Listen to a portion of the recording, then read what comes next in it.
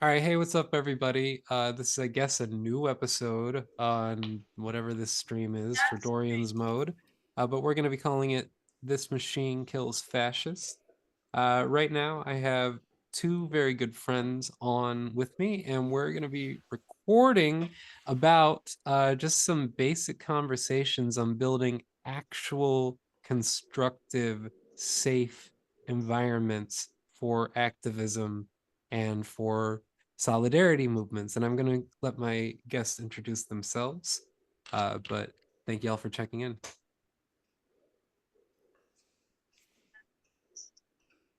Who wants to go first? I guess since I'm speaking. So I'm Bonita, and I am an artist, and I'm a parent, and I'm a Parliamite.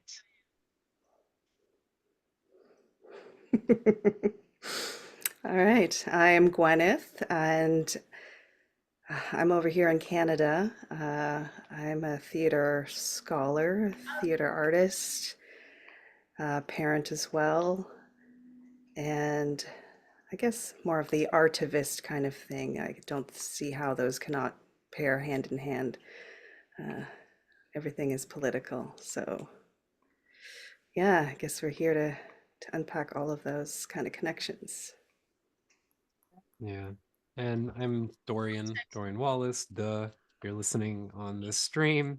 Um, but yeah, composer, pianist, and music therapist, and work in a lot of complex spaces and hear a lot of complex things. And the root thing that all of these complex things have in common is that every person is a human. And that is a very important thing to remember.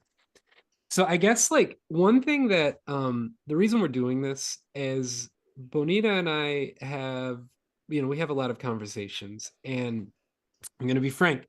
There was a particular incident recently with a CEO who is not alive anymore. And there was a young gentleman who is allegedly behind the harming of this CEO. And Bodina and we are from different backgrounds. I am a cisgendered white male, and Bonita is a cisgendered black female. And so we have those two pieces in our dialogues constantly. It's impossible to not. But we've also developed a really good friendship where we can actually navigate some of the inherent racial tensions that our culture has instilled upon us. And we've been able to see the human side, which is very clear, and work through those things in a productive way. But when this CEO event happened, there was a big shift in the United States, specifically just a noticeable bump in class consciousness, which is something I had never personally experienced. Just to give some insight into what that means. So this was the first time in my life where I was going into spaces where my wife works, which is professional class white liberal women. And they were saying the exact same shit as when I was going to work at Crossroads Juvenile Detention Center, which is underclass black teenage youth. And they were all saying the same things. Everybody was on the same page. It was mind blowing to witness. Uh, Could you actually just, for clarity, say what some of those same Yeah, things are? sure, Yeah. thank sure. you. I don't care about the dude. I don't know. Dude had it coming. Yo, that dude he fucking killed that motherfucker, bro. I don't know. It doesn't really bother me. I mean, my healthcare is a trauma situation. I get it. I completely get it. They're having insurance is a second job. Making sure you're up on it, it's a second job. Dude, I don't even fucking have insurance. What the fuck? So I don't know. Does that give you some ideas? Yeah. Yeah. Yeah. Yeah. it was like shit, and I'm, obviously improvising and paraphrasing, but it was just that kind of a, like, people just didn't really care, all the way to we're like kind of okay with it. I did, and even some of the nuances, like there was a conversation I had with somebody who was like, I don't feel bad for this person. The only people I feel bad for are his children, who had no choice in the matter and lost their dad. They're the only people that I feel sympathy and empathy for in this. But I like, I and sorry, this is also another point. I was in the United States Army when Osama bin Laden got killed, and there was cheering everywhere. I thought it was disgusting at the time because I didn't understand why we were celebrating it. If like this guy did all this stuff that we said he did, if we're going with body counts, like in actual body counts, the CEO has a larger body count. It was not a direct act of violence the way Osama bin Laden was, but the social violence that was implemented upon the body count is heinous. And I mean, yeah, it just, so anyways, those that ended up sparking Bonita and I talking a lot more. And because this is like, holy shit, we're actually in a space that, like like I'll put it this way, this is how I interpreted it, and you can tell me if this is incorrect. But the way I interpreted it was like, okay, you and I need to talk right now, because there's like, we know how to work through the nonsense that is going to come up in any other space. Like, that was how I interpreted it. But so anyways, we were just having these dialogues, and for this recording, we were just literally talking about having another member from another space, another position. And that's where Gwenith comes in. Gwenith and I met through the cult recovery spaces, and Hmm. we'll go from there. But Hmm. anyways, I'm done talking. I'll hit mute now.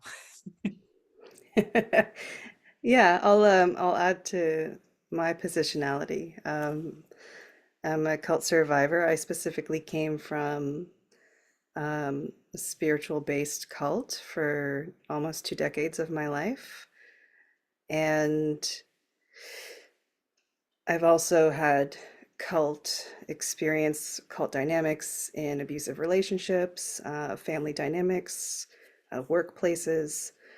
Um, and so, that's the kind of, if you're not up on cult studies, which most people aren't, unless you're a survivor and kind of diving down these rabbit holes of research like Dorian and I have been. The understanding of cult is the power dynamics and the coercive control, the psychological manipulation that happens, and unfortunately the physical violence that sometimes happens. But someone who has to maintain a position of hierarchy over another or others, through a means of harms, so psychological or physical harm. And so, um, coming from this cult background of my life, um, there was a very quick parallel in coming out of this spiritual cult that was predominantly populated by white people. And I'm a mixed Asian race, so white European, but also Japanese, and I present as racialized. And in the recovery part of this work, it became so evident so quickly, the parallel between the dynamics of this isolated group and the power dynamics that are happening on a societal level, cultural level, which brought me to the language of, this is, these are really systemic cults happening. And by systemic, we could name that white supremacy, we can name that patriarchy, capitalism. We can go off in a lot of different directions. Uh, so that is a bit of my background. And I'm also neurodivergent, mentally disabled, non-binary, queer, and yeah, that's more or less the major points of my positionality, where I'm coming from.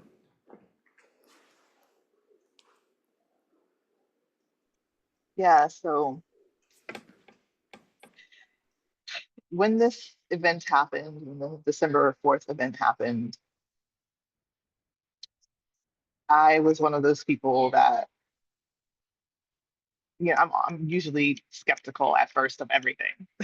So, um, my skeptical mind had all kinds of questions, not just about what happened and those involved in what happened or assumed to be involved in what happened, but also skeptical of the response um, from the public, questioning how much of that response um, would actually lead to genuine movement and organizing around what people seem to commonly be, um, you know, discontented with, for lack of a better way to put it, our healthcare system, especially our health insurance system. How much of their anger would be channeled into organization, into movement, into, finally waking up to take action, to get involved in some sort of policy shift. So I was very skeptical about the possibility of this being an opportunity to rally people together. Now, where are we 3 months out from this event happening? And there is organizing happening.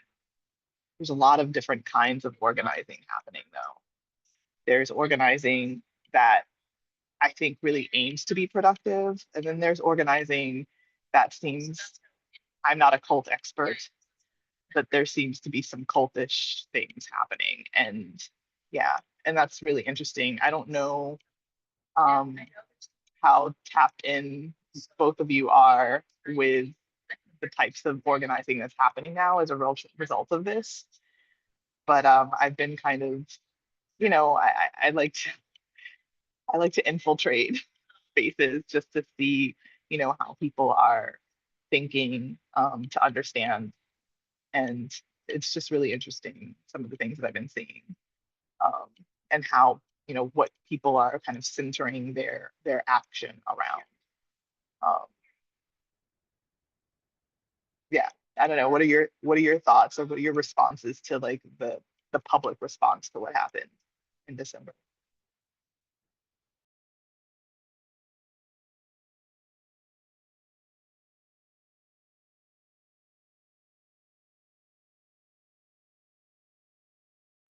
Are you accidentally on mute, Dorian? Or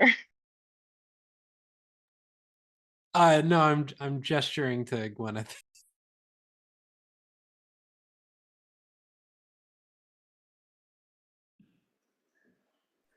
well, I just it's just really interesting to me. One of the things that actually got me very emotionally triggered was how many people are supporting the suspect of this, how people have rallied around this individual person. And there have been times that I've gotten really emotional, almost to the point of tears, thinking about how if this had been a Black man that, pulled the trigger, how it would be, how he probably not even exist right now, you know? So, and I'm like wrestling with my feelings around, okay, but wait a minute, this is a moment where people are joining together in support of a common cause that impacts everybody. So maybe I should just like put that on the back burner, my other feelings on the back burner, so that I can just be present for this moment and join with the people that are having some sort of strategic plan for how to organize and utilize this opportunity, um, and not try to have the more nuanced conversation that still I have not seen happen in any spaces.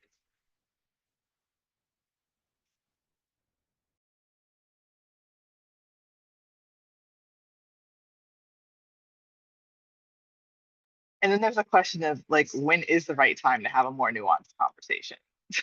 Because maybe it doesn't need to be a part of the conversation. But I'm watching all of these political talking heads that kind of skirt around that subject, and they're not going deeper into that. And I mean, I think everybody's probably like, okay, this is a moment of unity, and we need to kind of like linger here for a bit.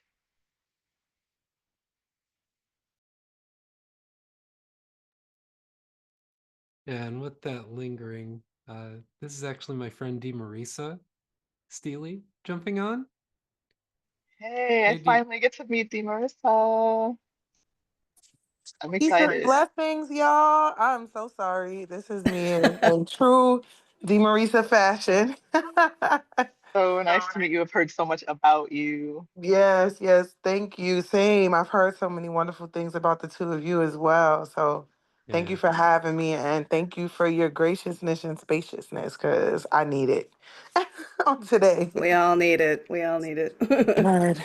Yeah, so Bonita, or sorry, DeMarisa, Bonita was just speaking, and just to catch you up, we were speaking about a certain individual who may have, who allegedly is behind harming a CEO in Manhattan a few months ago. Hmm. And Bonita brought up the point of sort of being torn. It is I want you to say because I spoke a lot. yeah, So yeah. yeah, like what See did you if it came. understand of Yeah. what I So had said? the way I interpreted it was understanding the significance of the class consciousness and the importance of the moment, kind of this experience and how people reacted to it, but also experiencing the deep-seated racialized trauma of just even the thought of how different this entire thing would have been had the shooter been a black man. Yeah. Yeah, it was interesting because on TikTok, a lot of like the black community were like calling this guy the Robin Hood. Um, and I found that to be so interesting. It's a hard place to be, in this topic. I agree. If he were a person of color, he probably would have been dead within seconds. And then his whole life story would have been broadcasted and his family and because that's just the standard practice. And no one would have ever they wouldn't have even given the narrative to, his life story. Like his family was sick and blah blah blah. Yeah, that part because to me those are often the validations that they give um for why they're going to, go easy or go light on the person. But this is not the first time we've seen something like that, right? Like, think about the young man that shot up the church down south, South Yeah, Dylan Carolina. Roof. Dylan Roof. Yep. You know, they kept his identity private for like a week or two, which the first thing they do if a black person is even remote, sometimes they don't even know for sure that this person was a part of the crime. First thing they do is paint their pictures everywhere, right?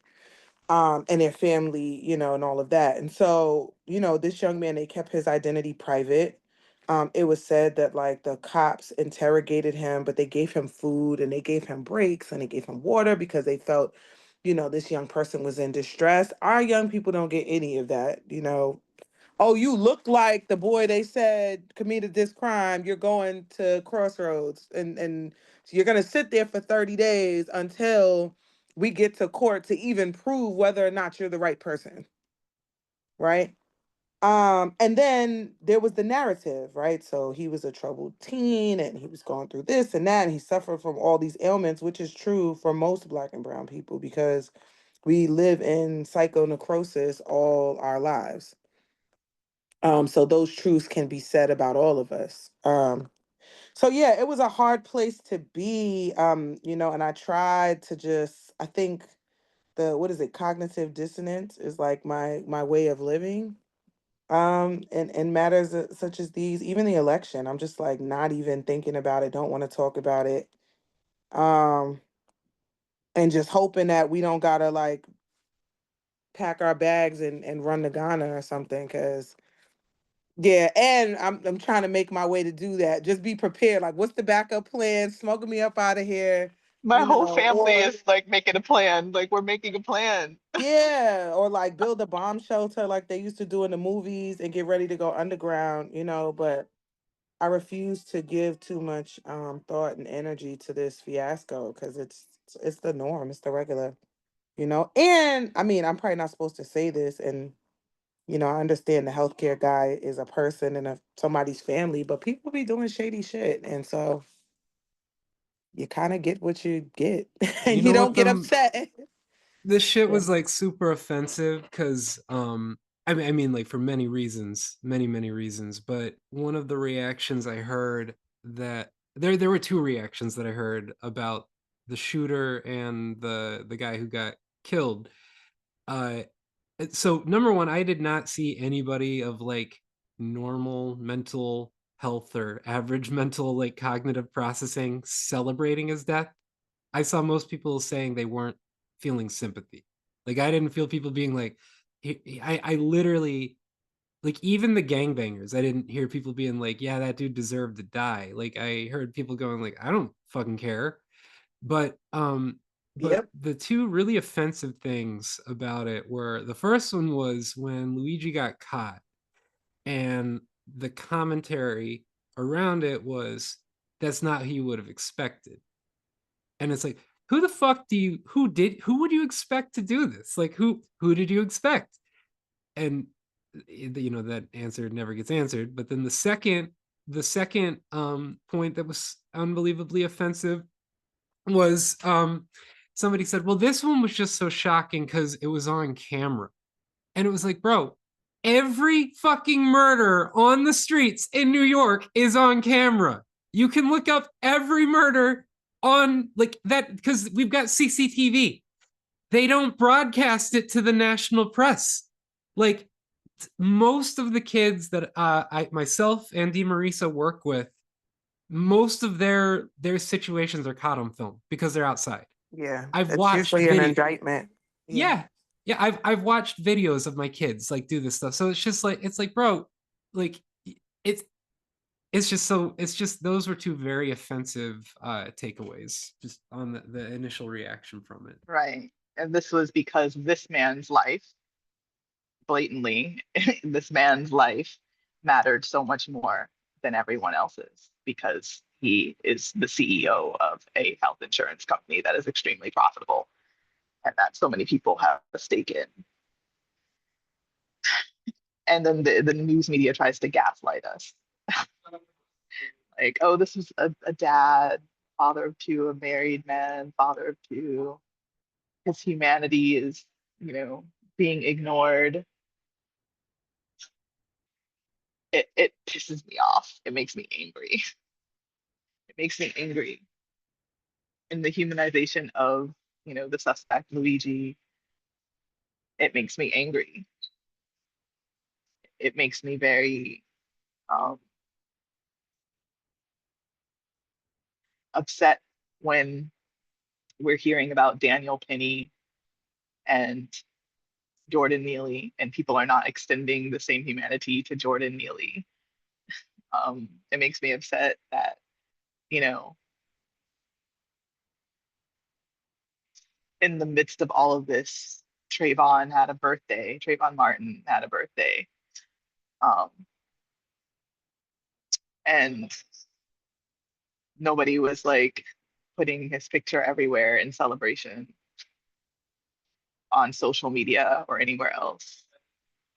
It just makes me so angry. And I'm like, how do I hold that anger about these things, but still see this moment as an opportunity to organize around something that does impact everyone?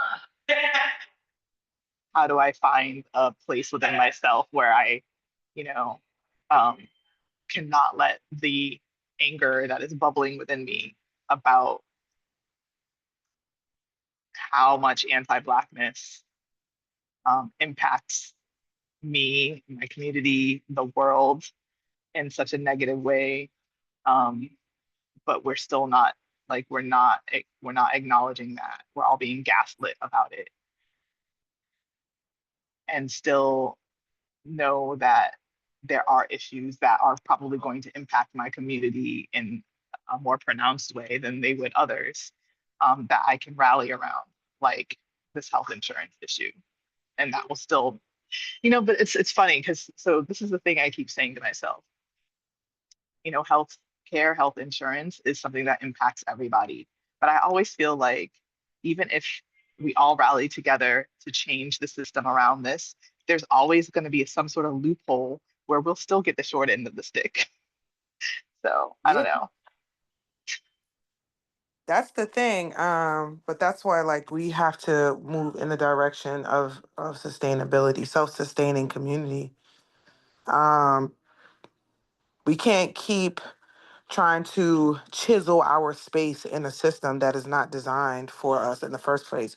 Which is why I'm, way past anger, way past frustration. I'm just like, oh, this is like business as usual, you know?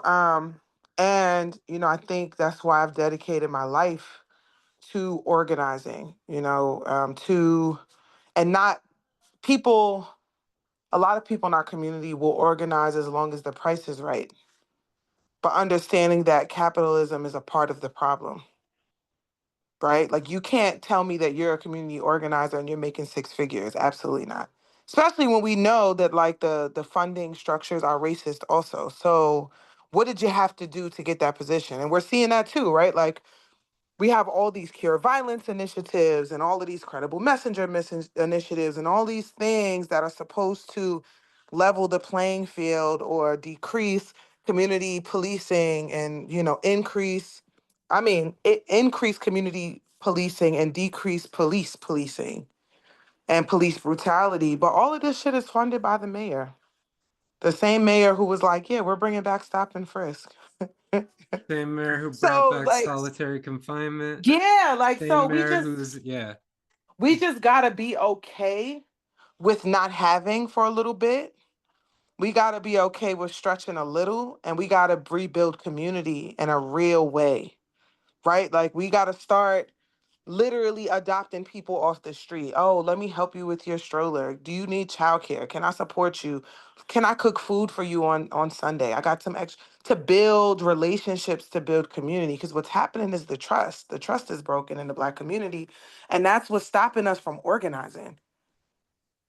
That's what's stopping us from organizing. We don't trust each other. We like, oh no, they're probably chemically addicted. Oh no, they're probably going to, you know, do some sort of harm to me and my family. They want to steal the little bit that I got, and we're all in silos suffering.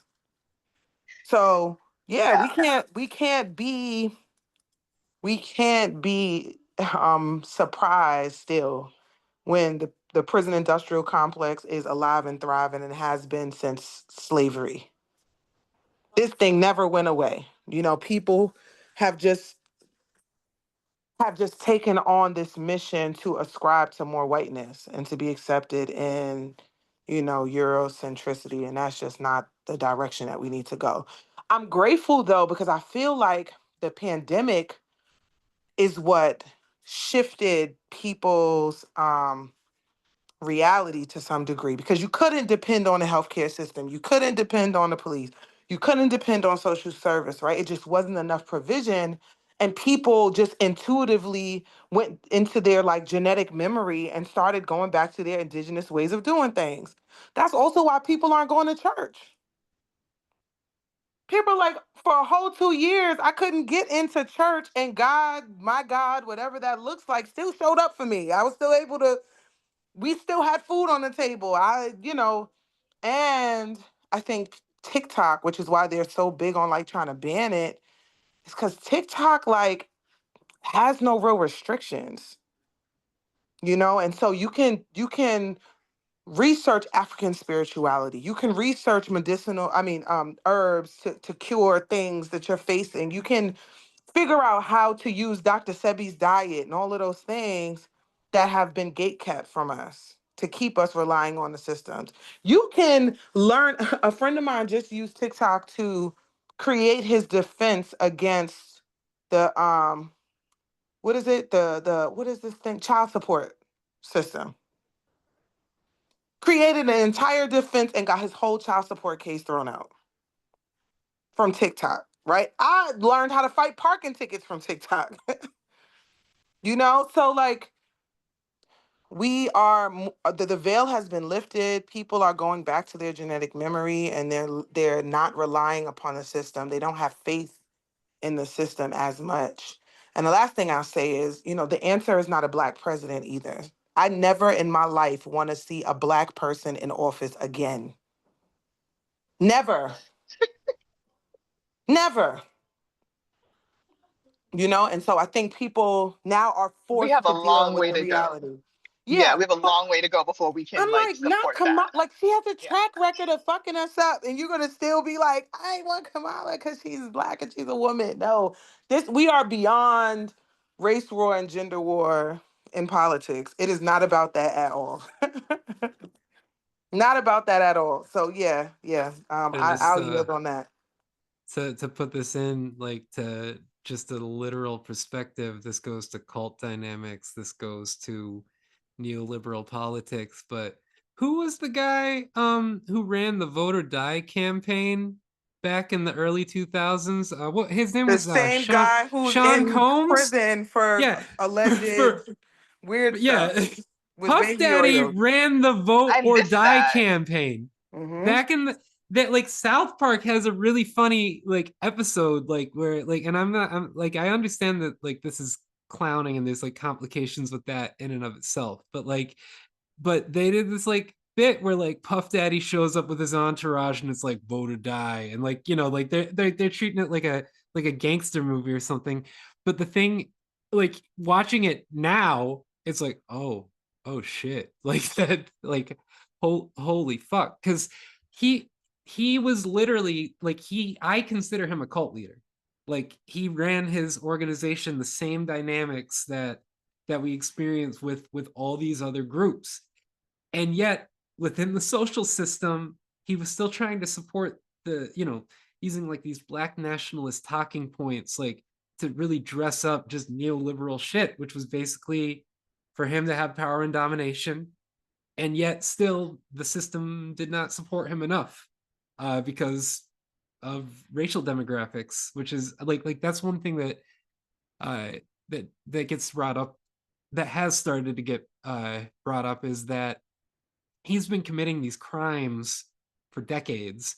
And the Cassie Ventura lawsuit that kind of initiated the whole thing, yes, that is, like, an absolute piece of it, but we need to stop looking at, like, oh, this individual person did this individual thing. The other piece of that is Puff Daddy had just sued I'm literally brain farting, but he That's the With the started part. alcohol, the the liquor, tequila right? the Yeah. tequila Yeah. company. Yeah. He was just suing them for racial discrimination. And uh Yeah. yeah, And he's Puff one of Daddy 10 was. Black billionaires on the list, right? Like Yeah, they're well, picking It them not was off. the anymore. same thing Not I know. anymore. They're happened. picking them off one by one. So Puff Daddy, the same thing happened with R. Kelly. Same thing happened with Bill Cosby. And not to say that what they were Oh doing, yeah. I don't even get into the business of what they were doing, right? Because I wasn't there, and I would hope that they weren't. And if they were, then they deserve whatever they get, and that's that, right? But they're also a part of a bigger system, a bigger scheme. What's the guy from the Playboy Mansion? He was doing it out loud. We just, you could just go and buy the magazine when he was doing it. So I don't Oh like, yeah. same thing R. Kelly's doing, same thing. That is like a part of that culture, that industry culture, that 3% culture that needs to be addressed. But Hmm. also it's hard for me to take that seriously when Trump got on video recording talking about he's gonna grab women's crotches and they like it. Right. And he was with And he was Epstein president partying, twice. partying. What do we Yeah. Yeah. so I digress on that. Yeah. We have to see the what is it called? What's the word I'm looking for? Forest for the trees. Yeah, like yeah, there's a common denominator here. It seems as though, and this is all historic too. Like they use Black faces, Black culture, and exploit those things. And then when Black people get too big for their britches, so to speak, they have enough ammunition to tear them down. It happened with Martin Luther King. It happened with Yep. Malcolm X. It happened. This Yep. is what happens because we get caught up in the scheme. We get caught up in the scheme. I feel like in my organization, nonprofit, we talk about that all the time. Like, dot your I's and cross your T's. The FBI is always watching. And now your phones are watching for them, right? The phone, there's no coincidence that we're going to talk about bananas. And then when we get off the phone, your Google search is going to have bananas, right? So you just got to be real about it. And you have to walk with integrity, and you have to be like, just because they're doing that doesn't mean I need to do that, because you have to understand your position in the fight. And there was a lot of talk even about Diddy having Revolt TV, and the word revolt, and the fact that he was trying to get black subscribers so that he could turn it political and push more, more about black consciousness. I also see Nick Cannon doing that right now. Him and Dr. Umar Johnson are doing a lot, which Yeah. also goes back to, like, the veil has been lifted. People are aware, and we're gonna see. There'll be 5 more Diddy's. Which y'all did y'all notice though that Jay-Z's name came up 3 or Yeah. 4 different times, and every time it came up, the media got silenced. Yeah. 3 or 4 different times Jay-Z's name Yeah. came up. Yeah. It's very interesting. There's also just a weird as fuck thing right now with the lawyer that's representing all the victims, Mhm. where there this is very weird stuff. So yeah, like I actually just want to jump back a slight notch Mhm. on some of the, just to clarify things for people who are listening. There are sort of different ways that when we're talking, we're stating things, and sometimes we're talking about systemic issues, sometimes we're talking about personal, and sometimes we're talking about situational. And so the only reason I bring this up is people like Bill Cosby, people like R. Kelly, people like Puff Daddy, like I have no sympathy for them as individuals, like in the grand scheme of what they did to the people, the Today. harm that they caused, unforgivable. Like, it's just there's it's unforgivable. Now that being said, like I use R. Kelly as an example a lot because um he was a black man. Well, he was a black sex abuse survivor. Most likely his sister was the person who assaulted him and his 3 brothers throughout their upbringing. Um, and one of the things that happened inside of his mind, according to his brother, was around the age 6, he started to shift to enjoy the assaults when they were happening as a defense mechanism. And so that completely warped his concept of sexuality from a very early age. It also developed this really deep seated misogyny.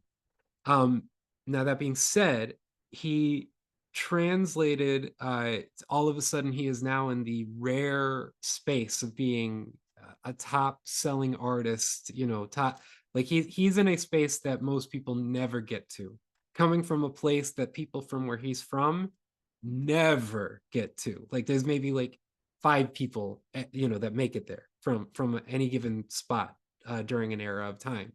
And so all of a sudden, he's got all this anxiety. He has all this cultural oppression that is just placed upon black men in the ghetto. Just all this like unbelievable, like you have to prove that you're not LGBTQ, and it's like so clearly linked to the trauma based on the sexual abuse put forward by slave dictators, and um, so anyways, there's all this trauma, and then all of a sudden you give this person so much money and power and blah blah blah blah blah.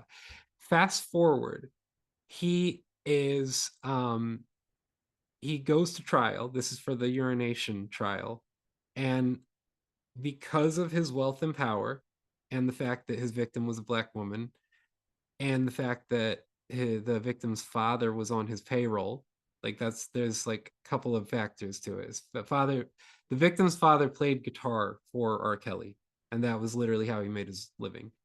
And there is just the whole thing about the public shame of people knowing who your daughter is, like the public shame of this girl being, I got peed on by this this R&B star. um and so basically the father and the mother denied that that was the girl in the video. This girl has come out publicly recently, it was her. But so you have in the United States a black man who is guilty of a crime get off on trial because he's a rich man and the victim is a Black woman. His behavior escalates. And that's when he started making women eat his feces at gunpoint. That was when he started doing all this other insane stuff.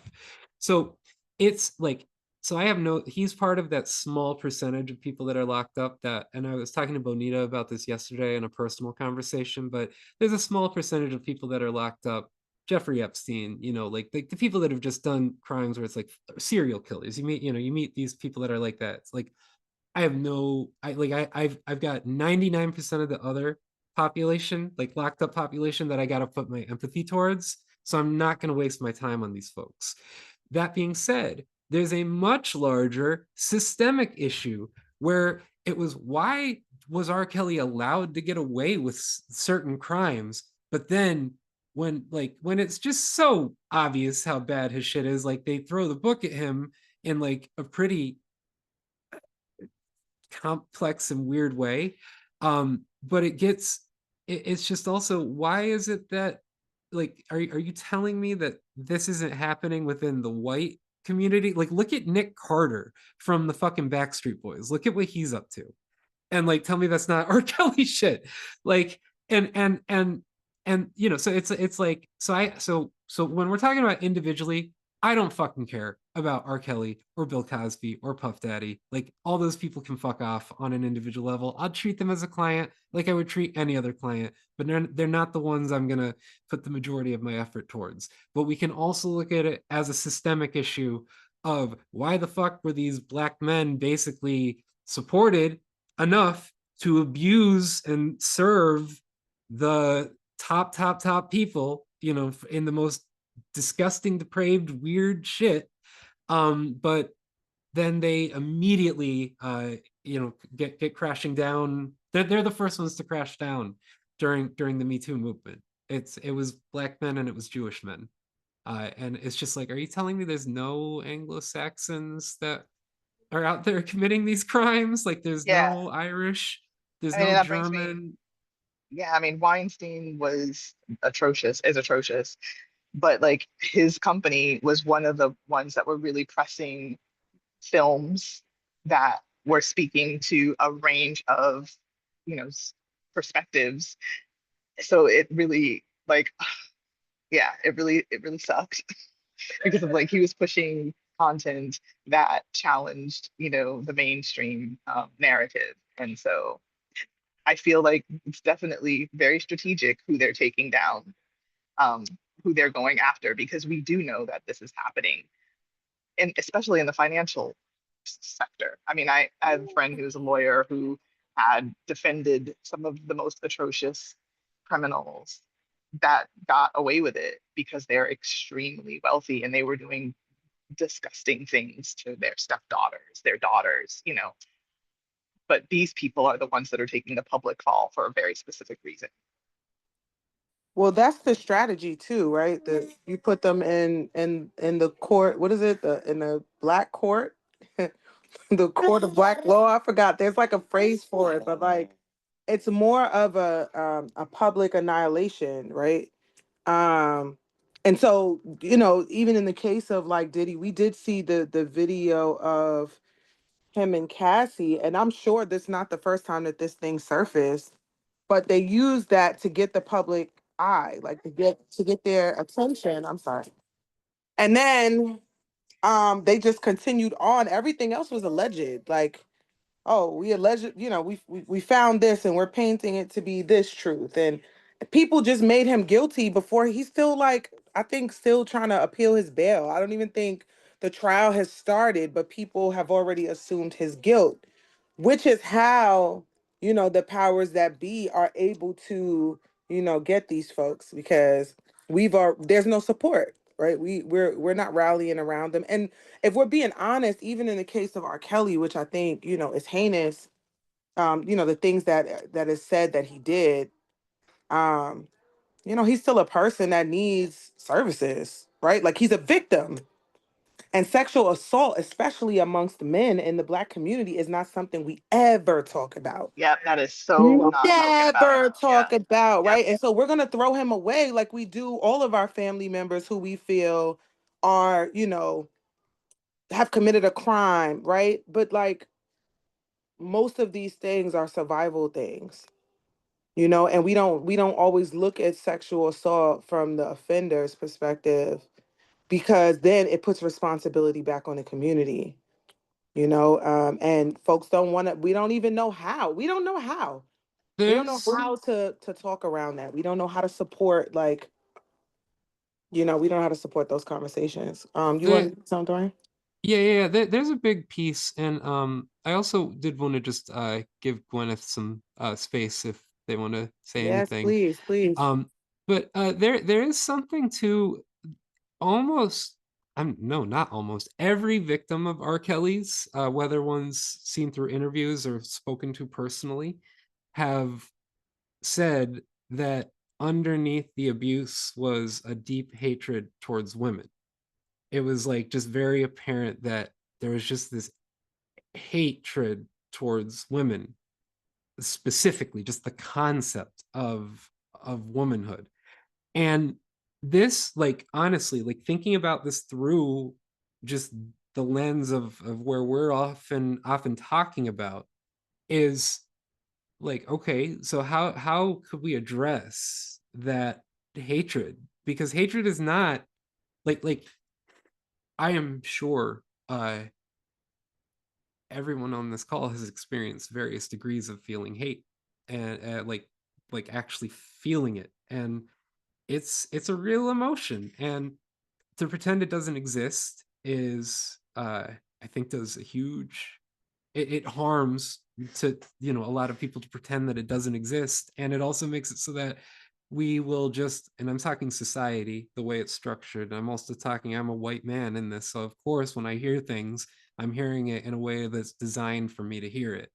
um but the way that we think about it in a social order is sort of like, this dude is fucked up, and it's not, how do we address why he has, like, where this hate is coming from?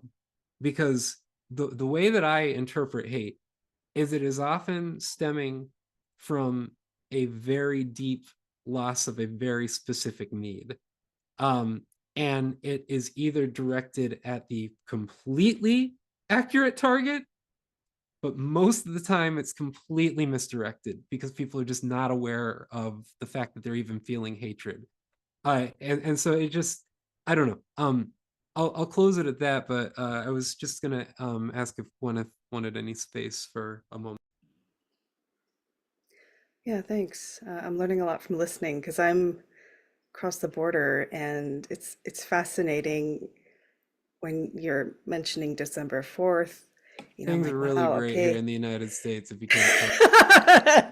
Well, it's just it's what we're exposed to in the media, right? And what's the lens? And that was like just a blip in the news. And we really were, the no news outlets here were focused on Canada Post is on strike during the Christmas holidays, and the threats of Trump and the tariffs, so that has been, like, especially the tariffs have been really dominating, right? It's this whole threaten of people's, especially the most privileged, of their security, their entitlement, and the economy, their money and the power and the control of that. And up until very, very recently, it was um, what the recent election, we had Doug Ford. He's the leader of the Conservative Party, and he, like, similar to Trump and many of these figures around the world, really played strategy off of people's fear, this fear and its power to control people, and presented this front, this tough man up front, oh, we're not going to take this, Trump's going down, we're going to threat this, threat that, and, vote for me, and, we'll nip this in the bud. We're Canada, no one can bully us. And it really, it wiped the slate of all the votes. Like I drove my 83-year-old white mother to vote, and I thought, a lot of people were talking about, strategic voting, and, I thought she might would be doing liberal. And on the way back, she had voted Doug Ford for conservative. And it's just like, oh my God, I'm an accomplice here. And, this is all despite, a racialized, queer child and a trans grandson that she has, despite all these things, it's this overriding narrative that they're given from these leaders that, look to me, I'm the leader, I can save you, or the Trump of this idea of, make America great again, the times where great for who, right? But this is all, I mean, what I can pull from it, besides like the detachment from the details of being close to, in the States and where these things are happening and how the news is presented, is just understanding this, like, I'm questioning this cult analogy, and, looking at things like classism and white supremacy as systemic cults. And earlier, when you had mentioned, Bonita, that, what do you do with the anger and those strong emotions that surface? It made me think of, the cult lens has actually helped me with some of that in reflection, when strong emotions arise, because it helps me like span out to this, the strategic big picture Dorian's talking a bit about. Like, there's this bigger, you see the puppet strings coming up from certain people at the top, the 1%, and it's all interconnected in this big web of happening. And yeah, there's a lot of victims, no matter who's named the perpetrator or the offender, what have you. And so the anger, I find I get, like, a lot of will get fixated on a certain person, but then as soon as I start to like see that thread connect into that cult culture that has become so normative in Western society, where, we're desensitized to this level of psychological violence, physical violence, genocide, all these things. It's the only thing that gives me an answer to all the insanity of, why is this happening? People know things. We have access to information like we never have before. People are sharing things on their phones. It's mind blowing to sit there and try to explain why. And the only answer I keep coming back to is, one of understanding the dynamics and the works of systemic cults, cult culture going on, because it's so invasive, it's so subtle sometimes and sneaky, but it's everywhere. It is everywhere. So that's what I'm gathering from my Canadian observation and listening in onto this conversation. Yeah. Yeah, Dorian, were you recording when you mentioned some of the books? I don't know if you were recording yet, but No, I was not um, recording yet. yeah, could you mention, both of you, could you mention some books that you think might be helpful for people to read to kind of investigate this? Sure. Because I really appreciated what you just shared. And I feel people could maybe benefit from more information to see how this is actually, applied in our society. And so, I'm gonna give just a couple examples of books to get you on the right track. For cultic abuse, basically understanding abusive relationships, abusive workplace violence, abusive religious organizations, abusive political organizations, abusive anything. There's a book by Janja Lalich, that's Janjalalich. And her book is called Take Back Your Life. Actually, if you get the third edition, I am mentioned, or I'm one of the people that's giving a plug for the book, which is kind of a interesting thing. Totally just realized that as I was saying it out loud, but just, figure should be transparent. But it's a really great book on just kind of understanding the basic dynamics on how power dynamics are used to abuse people. She has a really great concept called bounded choice, and it's 4 pieces that are happening at the same time that basically are how cultic dynamics work. And the 4 pieces are, the first part is charismatic authority or charismatic leader. Um, in the United States, that would be Donald Trump right now. Um, but it doesn't always have to be a literal person, like the QAnon movement, for instance. Q was most likely Ron and Jim Watkins, but we don't actually know who Q was, but it was more of the concept. So charismatic authority or charismatic leader is the first part. The second part is transcendent belief system or transcendent ideology. This can, in an abusive relationship, for instance, this can be love. That can be the transcendent ideology. I love you. I'm sorry, baby. I didn't mean to do it this time. It can be that. In, you know, Catholic Church, it is the transcendent ideology of you have to confess, I am the priest. You know, this is your heavenly duty. It can have you're a music teacher. The music is a part. You have to release your energy to really express yourself, which, you know, in these cases is oftentimes abuse, either financially or sexually. The other 2 pieces, so we have charismatic authority, transcendent belief system. I'll also put it just in gangs, just if people are interested to see how it transcends many places. But Crips and Bloods, for instance, the Bloods, one of the first phrases you learn is blood in, blood out, which means you become a blood. Once you're a blood, you do not leave this world unless you're going out as a blood. So that's a transcendent ideology. The last 2 pieces are systems of control and systems of influence. Systems of control are the literal setups, meaning like we live in this secluded place, or we only watch our news through this source, or um, just the various mechanisms that actually keep people literally locked into an ideology. Like, only watch these websites. That's like how the QAnon experience worked for a lot of people. Like, don't trust any of these news sources, only watch this, you know, this stuff. Even though within 5 years most of us are going to be found as con artists. Um but if you look at it as systems of control, it's basically, how the fuck are you lying to people? How, because nobody joins a cult. People find out that they are in a cult. Nobody joins an abusive relationship. You realize you're in an abusive relationship.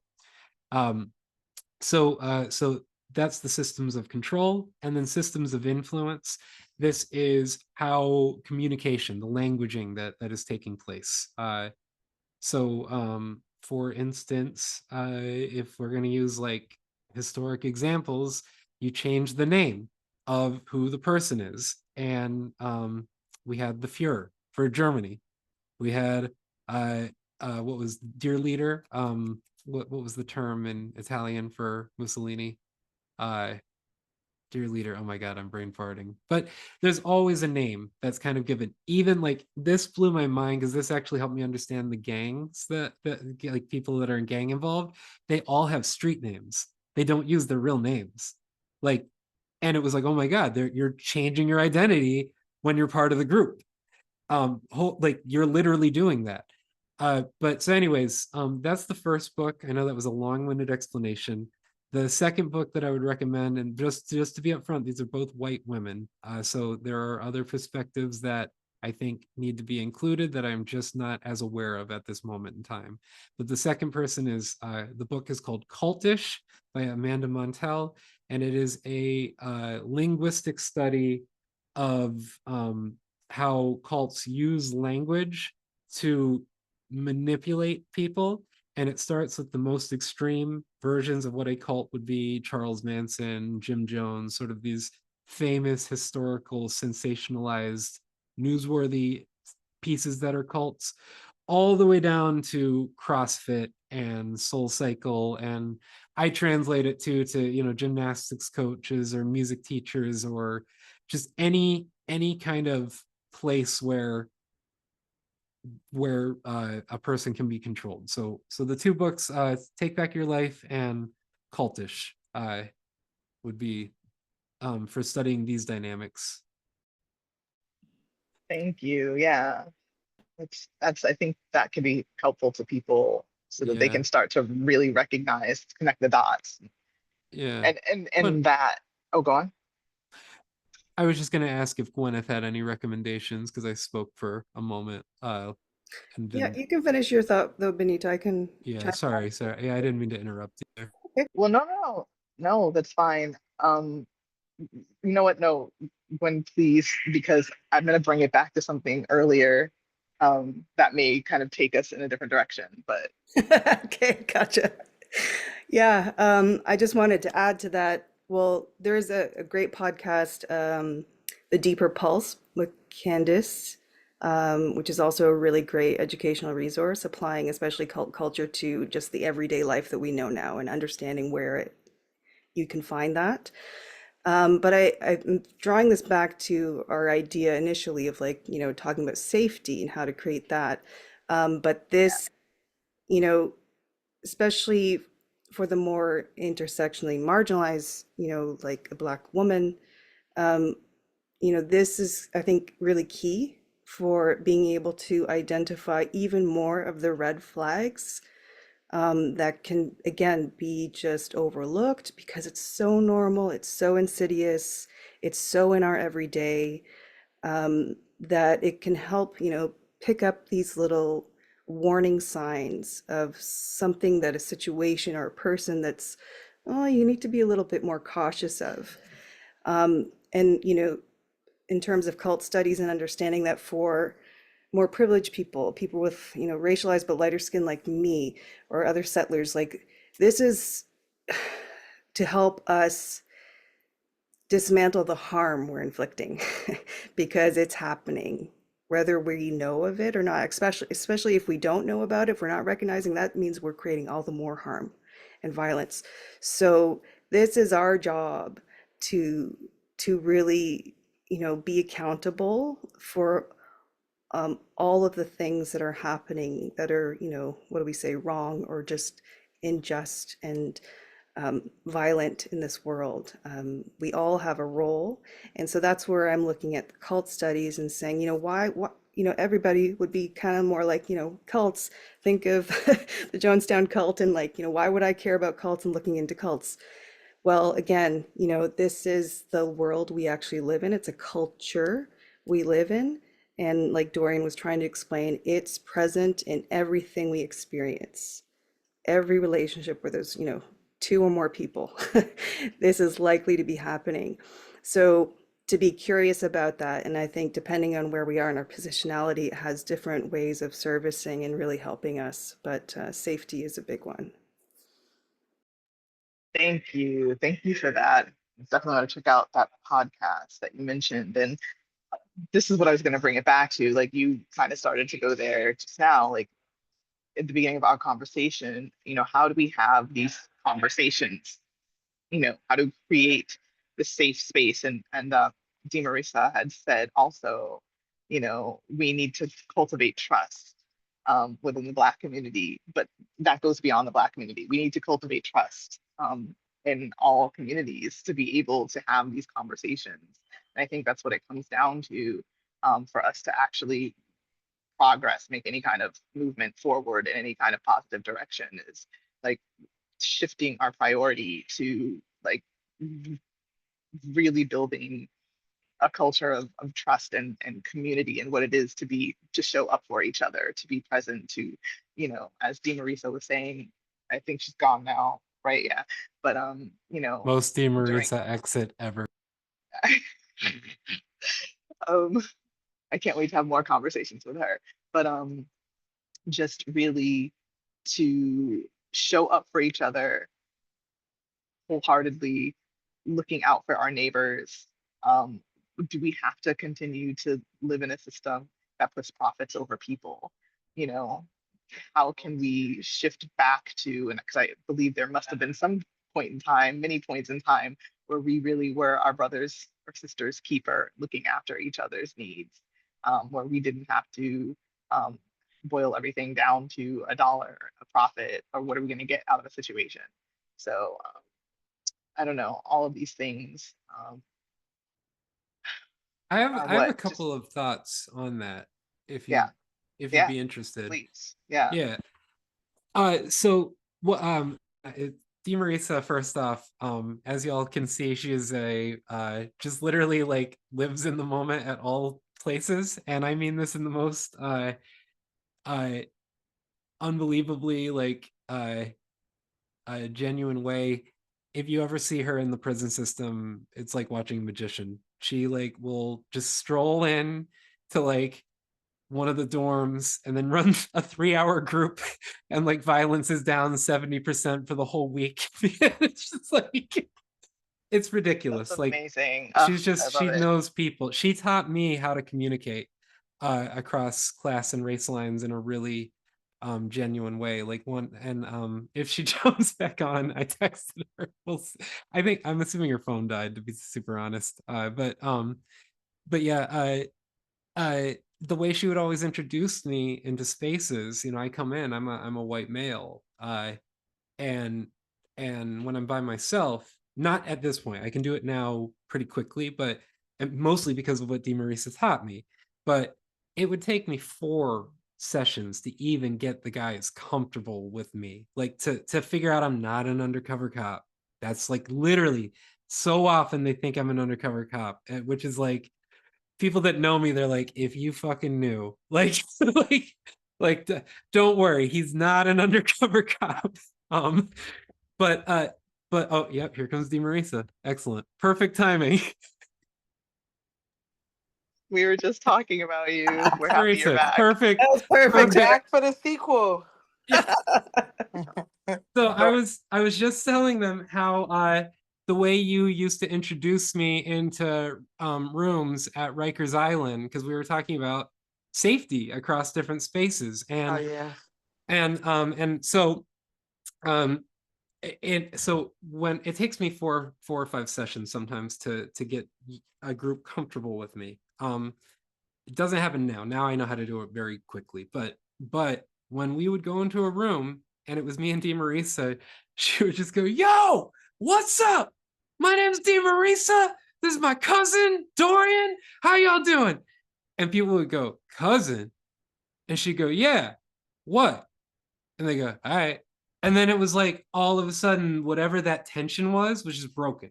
Whatever, like Yep. whatever that thing, that like that whatever that thing, and like all of a sudden, like I can play chess with the dudes. I can talk about like fucking street life. Actually, you know, like it just, all this stuff actually just broke. And it's a very odd feeling because I'm usually in a position of power, and um and still in a position of power in that setting, but the position of power is very different because I'm not there in the I'm in the oppressor role because it's a prison system and I'm a white man working for the system.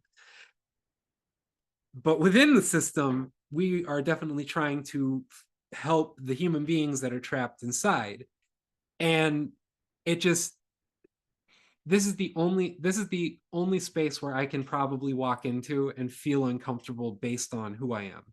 It's probably the only space, one of the only spaces that, because of my identity, I can feel a bit of uncomfort and or discomfort. And DeMarisa just immediately broke that for me, and it literally helped me feel safer, and also helped me feel just more confident and able to see the human part of who we were working with. It just helped break so many things down, and it was just through those like little bits of that. And the last point I'll say is, and DeMarisa, I'm like praising you right now, but is she literally taught me how to just make people, like, make sure the space is comfortable. It's like we'll talk about all the other stuff, like, but the space just has to be comfortable. Like that's how I have always taken it. And it's like I've talked to 16-year-old kids who are in allegedly for murder and ask me the most blunt questions about the KKK and neo-Nazis because I'm white. But we've literally established that that they could ask that because they know it's safe to have that dialogue, and I'm not gonna like knee jerk react. Like it's like, no, let's talk about it. And like I literally learned those skills from DeMarisa, just on like how, and it's hard to pinpoint. So I think that is just from a person who is normally not in the space of feeling uncomfortable based on my identity. That was a way that helped me, was just having someone be an actual ally. And that is the complex, no, it's not the complex part. That is the part that people in power always fail at, is they are shit allies. Yeah. That is exactly how it went down. And some people be like, that's not your cousin. I'd be like, what? Because now we got the fight. Okay, I said what I said.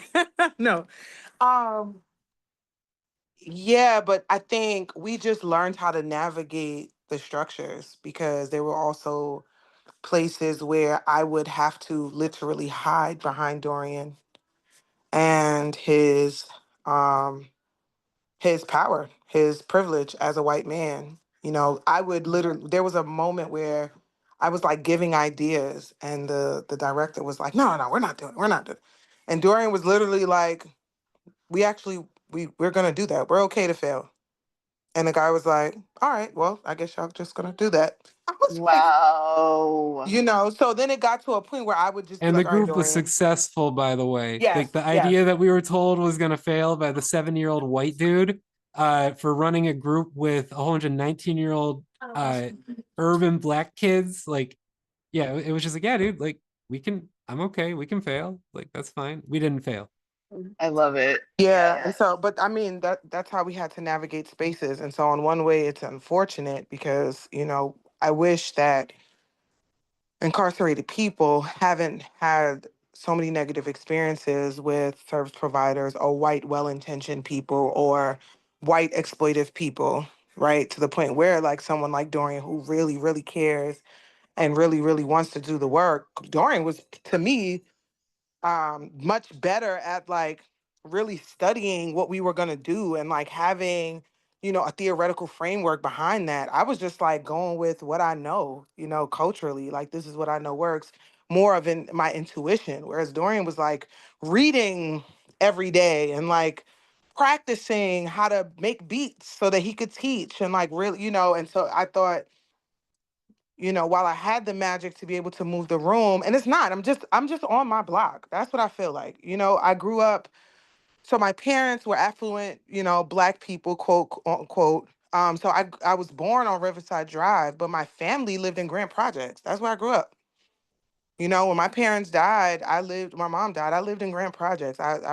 Was there until I was 18 years old. And so the sadly, when I walked into Rikers Island, I felt like I was in my hood. And I just behaved as I would in my hood. What's good, y'all? How you doing? I'm a girl. Like I also was a huge tomboy, so I was always running with the boys. So I knew how to be in a space with boys. I actually knew how to be in the space with boys slash men better than I did with women because I grew up running around with the boys, playing tag, knocking on doors in the hallways in the projects, as for means of fun. Um, but utilizing that skill made it easier for them to get the tools that Dorian had to offer without the trust issues, without the trauma responses. And it's also just like, I'm sick of that shit too. Like I hate that, all of these initiatives to go into Rikers. Like I now on the other side of it, when people are saying like, yeah, we got programs in Rikers, I'm like, where? What did you do? How many people have you seen? Yeah, did you go in with some coloring books Right. Like, and yeah, two I want to people know colored? what's Because your like that's service what it provision actually, like? yeah, it's ridiculous.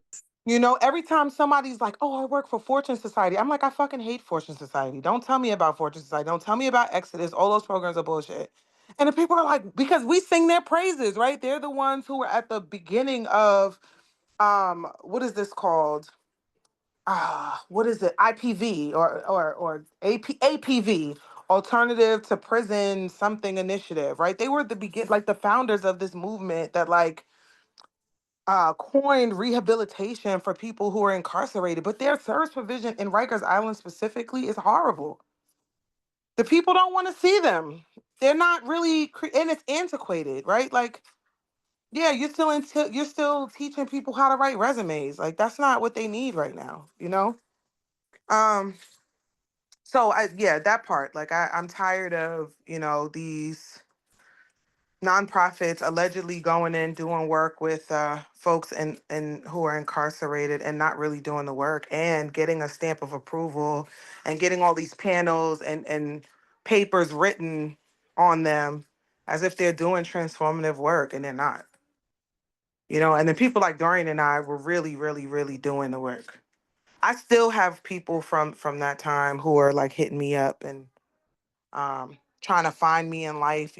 Somebody wrote my organization on Facebook, like, yeah, the lady with the music, I don't remember her name, but I'm trying to find her. She told me that this was her organization. That's a testament to the work. And they always ask about my white cousin Dorian.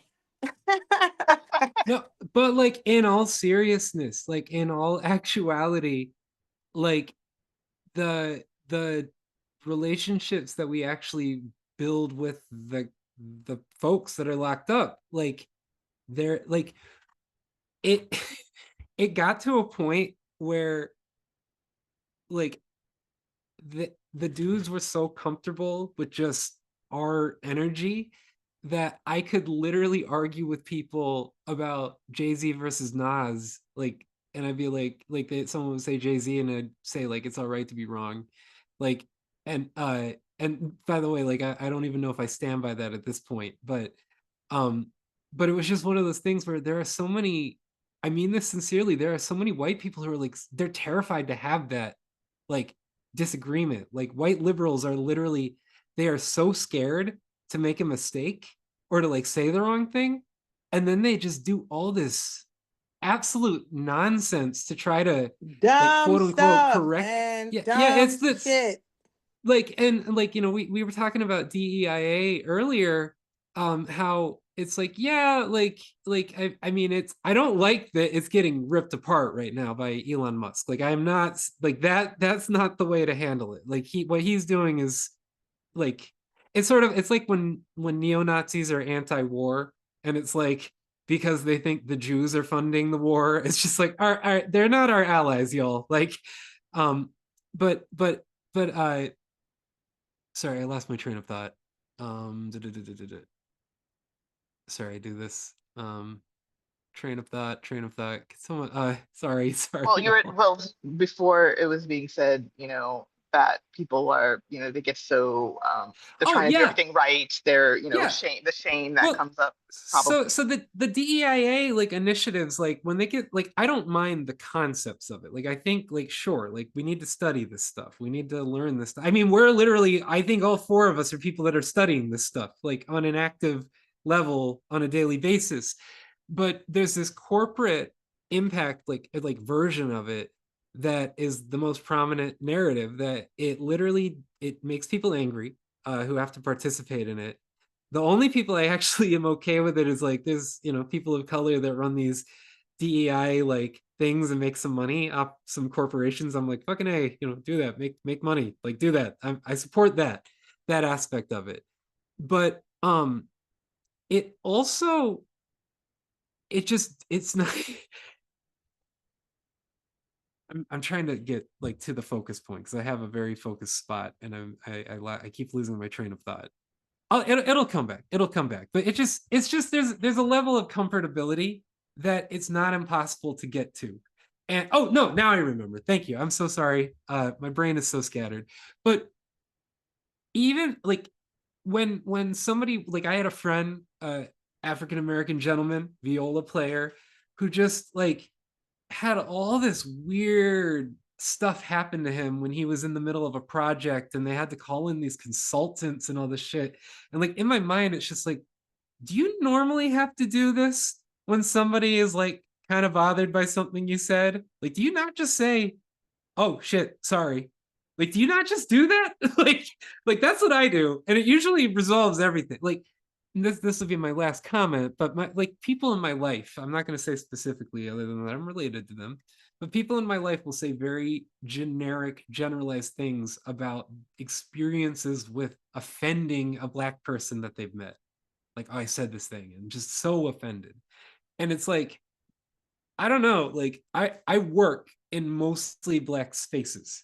Like, I work in mostly Black spaces, and I've never experienced the shit that you're talking about. What the fuck did you say? Like, what did you say that caused the reaction that you're talking about? Did this reaction even happen the way that? Because I've also seen people have a very normal reaction. And I mean, Gwen, not to point you out, but I do know that you had a situation where basically like a 2 second moment was all that got focused on, and it had nothing to do with the substance of what you were talking about. But it was just about like something about white supremacy or something about racial hierarchy or just something acknowledging systemic white supremacy, and folks couldn't get past that because they're so insecure. It's bizarre. It's really bizarre. Yeah, it was the comment about the need to center anti-colonialism, anti-racism, social justice, what have you, anti-oppression, whatever we want to call it, but like centering that in recovery work and specifically cult recovery work. And you can say that for healing. But yeah, that was what sent the discomfort off. And I really think about, again, what helps me make sense of it. And I'm major in research mode these days.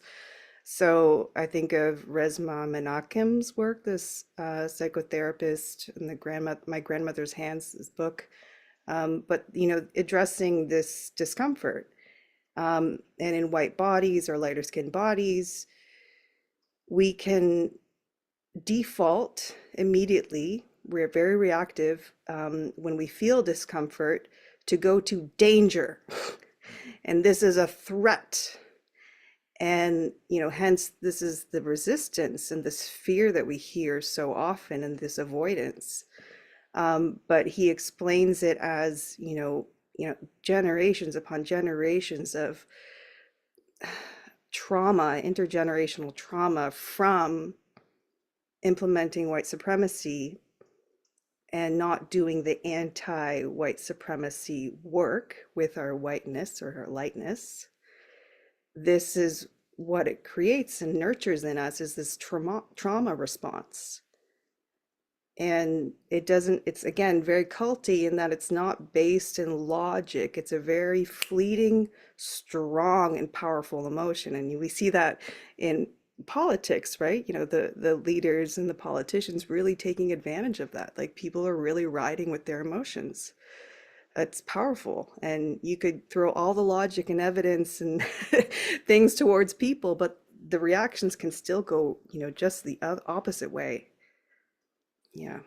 But healing is, and Resmaa Menakem also talks so much about how healing, it is activism. That's the bridging more. And I, can speak to all of you here, like, the more we're bridging all of those aspects, I believe, the more effective we can be as a coalition, understanding that, activism, whatever we want to call it, happens in different ways, but, healing is a huge part of it. It's central. It's very, very, very big.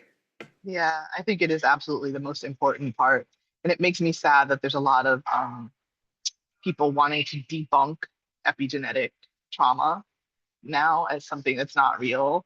The work of Dr. Joy DeGruy and others, and just it's of course, I guess that's probably strategic too, but it's so important that we look at how all of the traumas that our ancestors have been through are being triggered in us in different situations, and that is so real. um it's so real. It's like we're having conversations with each other, but our bodies are also having conversations with each other on a whole other level. um and it's influencing the way we perceive the world, the way we experience the world, and we continue to carry this forward if we don't address it. And I think it is central to our healing. Yeah.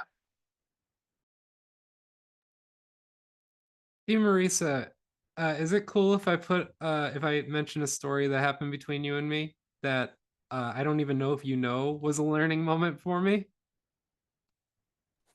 Yeah, I wonder if we're thinking about the same story. I'm curious. Go for it. I have a feeling we aren't because it was a specific phone conversation like a few months ago. Oh no, But then I'm not thinking about yeah, that. Go yeah, for it. yeah. We'll find out.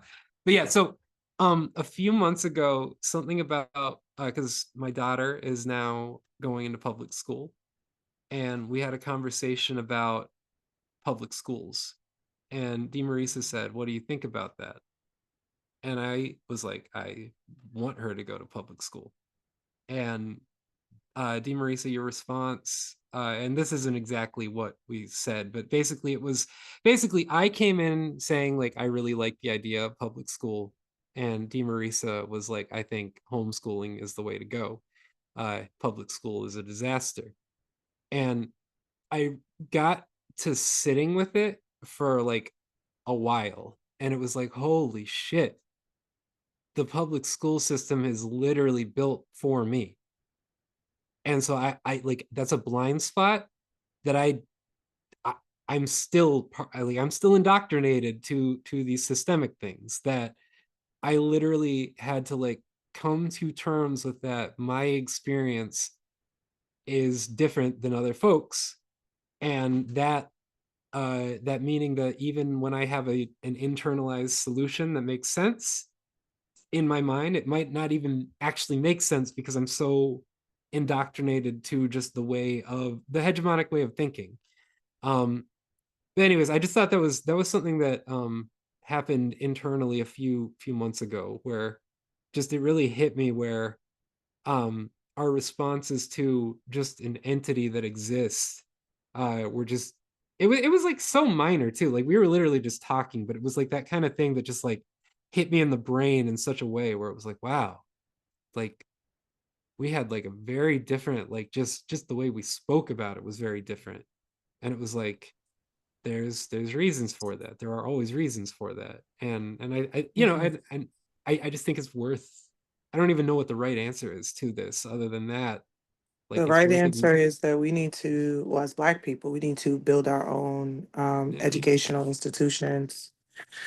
The fact that history starts at slavery is like the first part of the problem, right? I did not know until like 24 years old that African civilization existed 300,000 years or more. Um, that is like so harmful to a people, especially in oppressed people. The fact that everyone ran to go to the African American Museum in DC, and the history of African American people starts at slavery is so fucking harmful to a people, right? The fact that we are in the process of negotiating whether the word slave is appropriate in history books because we are worried about offending white people is a huge joke. But even more than that, that a teacher told me this 7 years ago, right? Every single week I have to have dialogue with my daughter's school. She goes to LaGuardia School of the Arts, and it's predominantly white serving. If I'm just being frank. And so my daughter is probably one of the most talented young people I know. And I'm almost sure in the school, as she has been many places because she's been training since she was like 3. However, she never gets to shine there because she's constantly fighting racism and marginalization. Constantly. Literally yesterday, she and I were on the phone in the hallway, and a woman, she was actually, I believe she might have been Latina, but she was white passing in this white structure, well, predominantly white led institution, I'll say. And she said to my daughter, you should not be in the hallway. And so my daughter said, well, I'm on the phone with my mom. And she proceeded but you need to be in class. Your teacher is not here today and she left work for you and never. And so I asked my daughter, her name is London. I'm like, London, who is that? She's like, I don't even know her name. So we're in a school building, right? You are a professional in the building. You obviously know my child because you know where she belongs, right? You know her teacher is not here today. But you have not made yourself present enough in her life that she knows who you are as an adult figure. That the responsibility is on you. And I will say education, when I was a young person, I went to Frederick Douglass Academy, which was the top school in Harlem, right? And my experience there was completely different from what it was when I went to PS 40 somebody. Completely different. My principal stood at the door every day and practiced everyone's name. So by the end of the year, he knew every single student in the school by first name. That made us feel important and it made us feel safe. So here we are in the face of this white woman in this predominantly white institution with her policing a student who she hasn't even made herself familiar to. So my daughter very politely said, I had dialogue with my teacher. My teacher knows that I'm out, talking to my mom about something. And it was crazy because we were talking about something rather serious. One of her friends' mothers had a seizure, one of her best friends. And the young lady was like struggling through the day. And so my daughter was trying to get like a strategy on how to support her because she's struggling. Her mom was cooking dinner and just passed out and had a seizure. And her whole family is in an uproar right now. So we're talking about something serious. And the woman continued to double down, even though London said, like, I spoke to my teacher. My teacher knows I'm here. I don't have any classwork to do. My homework, um, whatever I have left is for homework. But then what made it worse is the bell rang. So we were on the phone for 2 minutes. I'm like, wait a minute. We're at the end of the period. There's 2 minutes left for class, and this woman is going this hard, right? And so that's just an example. It's like the white fragility. It's like the implicit bias. It's all of those things that live in the educational system, and it's the perpetuation of whiteness. It's Eurocentricity. It's all of those things that sustain that system. And the system is designed to keep us self-hating, self-loathing, separate, miseducated, undereducated, right? So that we can be underemployed, so that we can go to prison or die because we don't have the education to heal ourselves or eat properly or any of those things. And you just see it. And because I'm aware and I'm awake and I'm doing this work, oh, I hate sending my children to school every single day. It's like the most traumatic thing that I've experienced as a parent thus far. And I'm a single mom. We've faced food insecurities, we've faced homelessness, but school has been the most traumatizing thing for my family, especially my daughter as a dark-skinned young lady. Constantly in fight with students. A few weeks ago, there was a kid going around the school calling kids niggers right after the election. They didn't send out a PSA. Now imagine if it were a Black student. It'd have been on the news. They would have had to send out a public newsletter about how they were going to handle this child. Right? They canceled Black History Month, the show. They canceled the Black History Month. I'm like, What? where in the A school? bureaucracy? I'm Yes. I'm sorry. like, where in the bureaucracy of the educational system do they ever think it's okay to cancel Black? Even if you just put up a poster in the lobby, everybody knows that you can't cancel Black History Month. They canceled it boldly. We will not be doing the Black History Month show. Sorry. Wow. And then had a school show 2 days later. So it was intentional. No, we are not celebrating Black history, but we will have a show. Right? So yeah, I hate the educational system, and I hate it for Black children. And I'm sad that majority of our Black children have to be educated through the educational system because their parents are working oppressed parents, and parents, if nothing else, not just for the educational piece, they need the childcare. And the system has made it such a way that if you even try to educate your children on your own without their permission, because you have to ask permission, then you got social services in your house.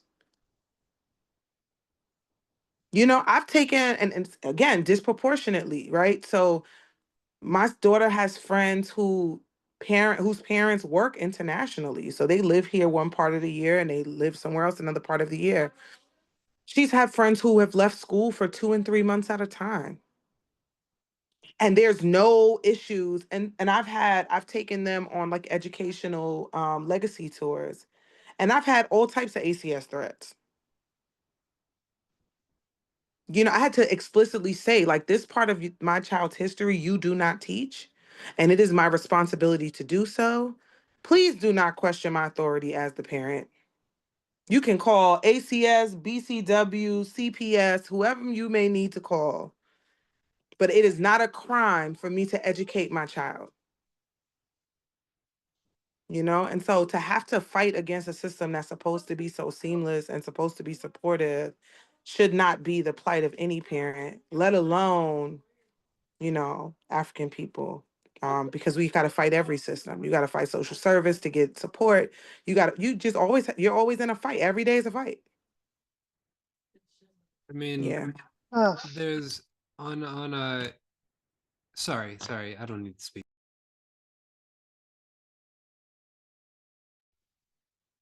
Well, that's atrocious that that's happening. I can't believe that they did this at an arts school. Um, that's crazy to me. That's yeah. I don't even know what to say to that. Um, but yes, I think we were talking. I don't know if you were here, DeMarisa, or if this was that time where you dropped off for a bit, but talking about ways of building community and creating safe spaces within a community to have any kind of conversation. Yeah, schools are not safe.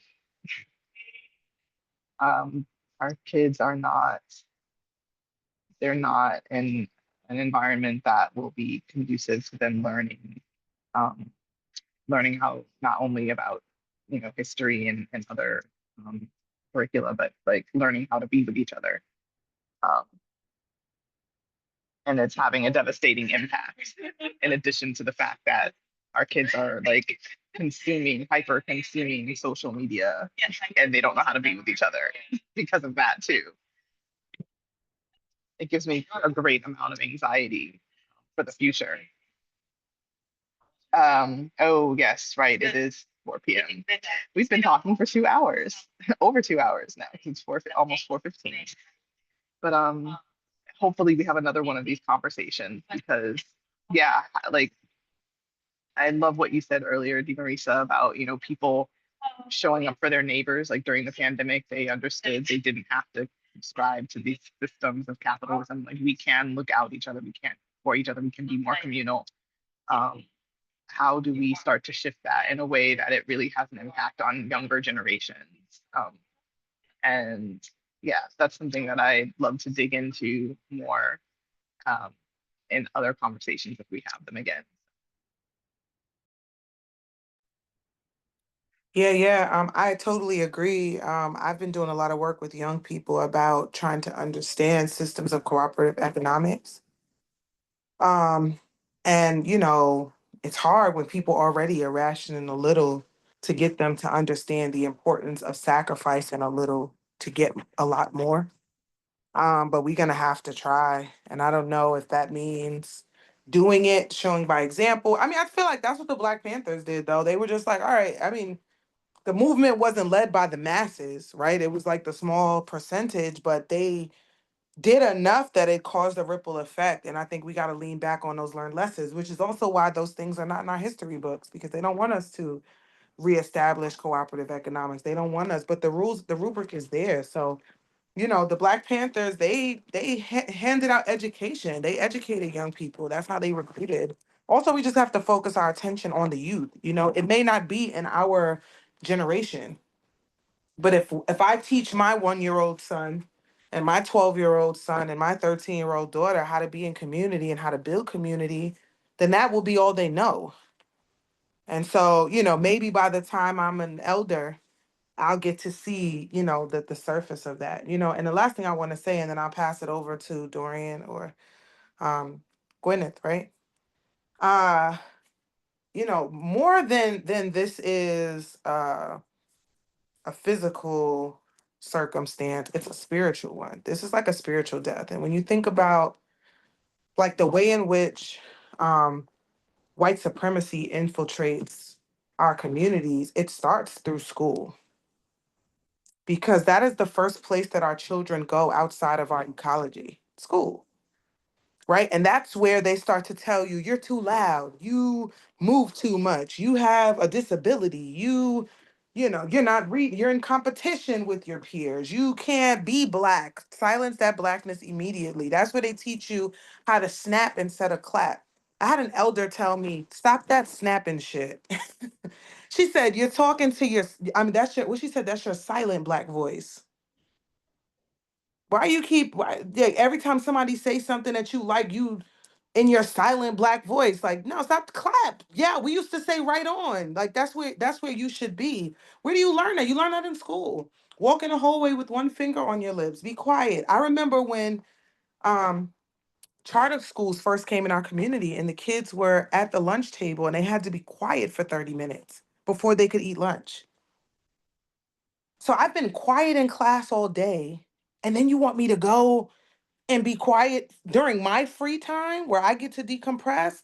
What does that do? That silences community. After the 21st day, you build a habit, right? So after that, I'm not even coming here looking to talk to you because I only got 5 minutes to eat. And after that, I need to think about what I want to do for myself. I don't have time to talk to you.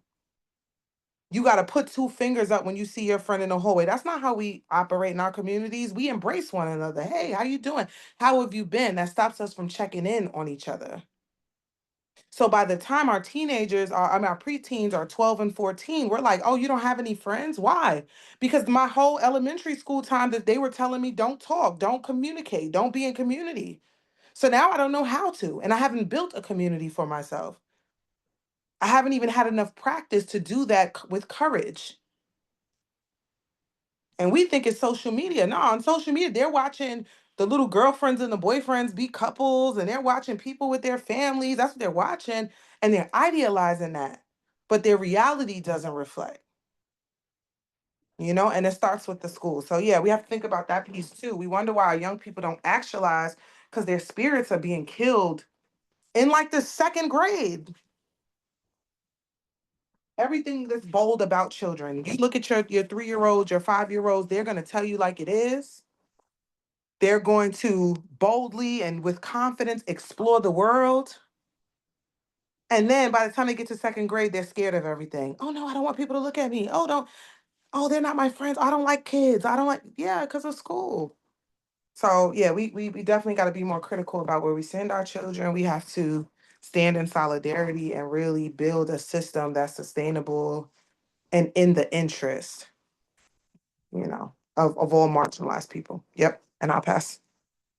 Yeah, so what I was thinking is, what if we all give one final kind of thing just on community safety and community organizing, and how to make it an actually safer space. And also, for me personally, I think it's important to put a trauma-informed, uh, culturally relevant approach to Rainbow Coalition building, because you have to acknowledge that everybody has gone through something different. And one thing that I do, you know not first necessarily, but early on in building a relationship with my guys inside, um is I let them know right off the bat that my behavior with my friends was exactly the same as theirs was when we were the same age, but my neighborhood was not over policed. I never got arrested for my shit.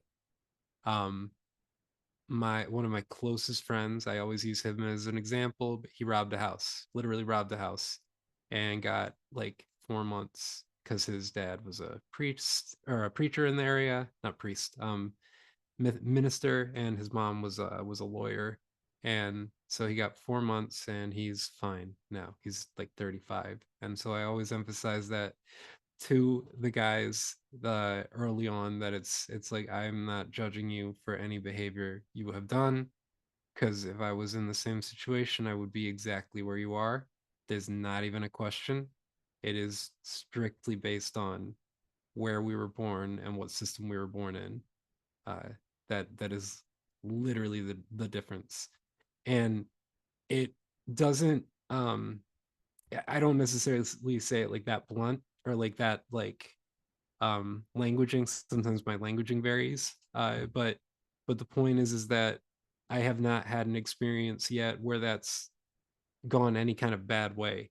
Like it usually well, at a bare minimum, people go, all right, but like it usually helps establish a stronger kind of understanding of seeing each other, which is an extremely important thing. So I guess my final thought on community support and community safety is that I don't know how to necessarily navigate all the differences of people that may come in to participate in any kind of community organizing. But if you're listening to this and you're a facilitator, you have to be on top of making it a safe place for everybody. And that means you have to understand your personal positionality.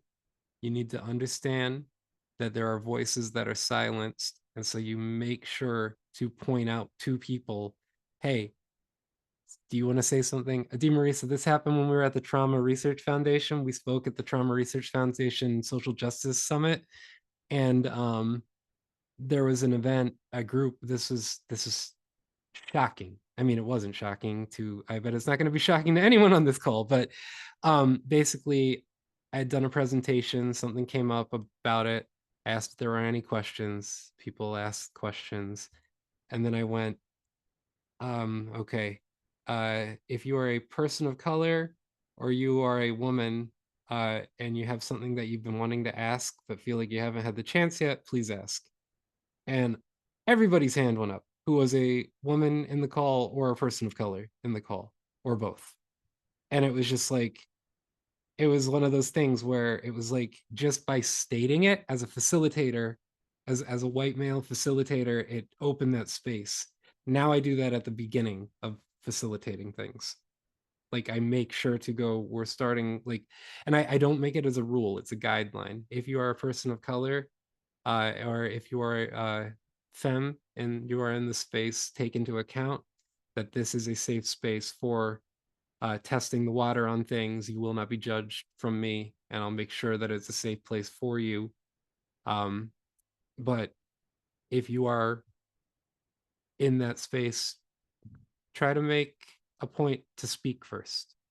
Like, I always say that. And it's interesting because people, the last group I actually just did it with, it was a college, a black male spoke first.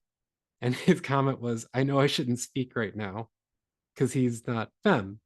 But the point is, it was like, we talked about that very comment where it was okay, this is there was no rule. There was no like, if you're a black woman, speak first. There was no, if you're an Asian woman, speak first. Like, that was not, it was not a rule. It was a suggestion to ripple into the room for the white folks to chill for a second, not to like, just give it a moment for the people of color or femme representative type folks, just knew that they could. And actually there was like a point of silence, and it just, I don't know, I found that to be super interesting. On just a technique, is if you literally lay the groundwork of establishing who should consider speaking first. And it's also very funny because this is something that triggers the fuck out of white folks, and I still don't know why, to be honest. But uh there is something to consider, and this goes into what we've talked about a lot in the cult recovery and abuse recovery. So there's we often talk about post-traumatic stress disorder and complex post-traumatic stress disorder, which are basically trauma responses to fear. Your body gets a sense of fear and you try to avoid that sensation. That is literally what PTSD is on its most root level. There is another form of trauma that is not spoken about as much, and part of it is because when trauma happens, oftentimes people, their PTSD symptoms, which is the fear response, overweighs this other kind of trauma. This other kind of trauma is called moral injury. Moral injury is basically a traumatic response to shame. And we talk about transgenerational trauma. I think white people are struggling with moral shame. And I I want this to be clear. This does not mean that we give white people a pass for being ignorant as fuck multiple times. This does not mean play kids clubs with them. Like, this is like, I'm a white person. We can take it. White people, if you're listening, you can take it. Put your pants on. It's fine. Everything's good. Like, you can fucking handle it. Somebody's gonna say something that you're gonna go, ah, and then they're usually super nice. So like, just chill. But my last comment on this, and this is something that has been just an eye-opener on actually experiencing a not systemic version of racism, but experiencing individual racism where I've been a minority ethnicity in a space that was not that, and that's specifically working at Crossroads. And it was just it was very interesting because the dynamics of how I was talking about race started to change, because there wasn't really much conversation about systemic racism, because everybody was like, it's like, yeah, that, hey, I'm gonna go play chess right now. You know, like, white supremacy exists. We all know it.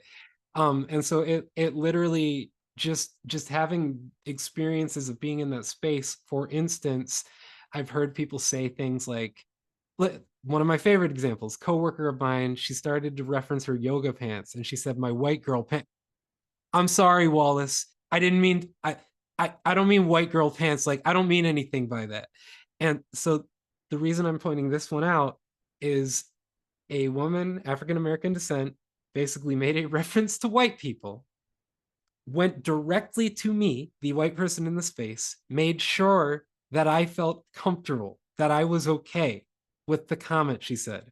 It was a comment I didn't even notice, because it doesn't have the same, it just doesn't have the same social impact. It just doesn't. But what was really shocking about this story, on a personal note, was I was telling somebody I'm related to this story, and their response was they could not figure out what this person meant by white girl pants. And it was like, they literally were acting like they were offended by it. And it was shocking to me, because it was just like, are you fucking kidding me? Like, what, when has white girl pants been used against you to destroy your livelihood? Like, it just, it's completely offensive. But the reason I'm pointing this out is that I've been a white person in a space of mostly darker skinned bodies, black bodies, brown bodies. And when there's even a hint of something that might offend me due to my identity, I have more than one person leap in to make sure that I'm okay and check in. Now, I'm going to talk about this in a systemic way for a moment, and then I'm going to talk about it in a personal way. And I'm actually going to flip it really quick. The personal way that's really important about this was, this literally made me feel safer. It literally made me feel safer within the space. I literally felt more comfortable as a human being amongst other humans. On a systemic level, this does not happen in white spaces. When a person of color comes into our space, we do not respect them. Somebody says something offensive, multiple people do not leap in to jump in. People may say after the fact, I didn't like that, but they rarely jump in to defend and to stop something. And this is just something we have to take into account. If you are a facilitator, especially if you are a white facilitator, make the space safe, because everybody else makes it safe for us.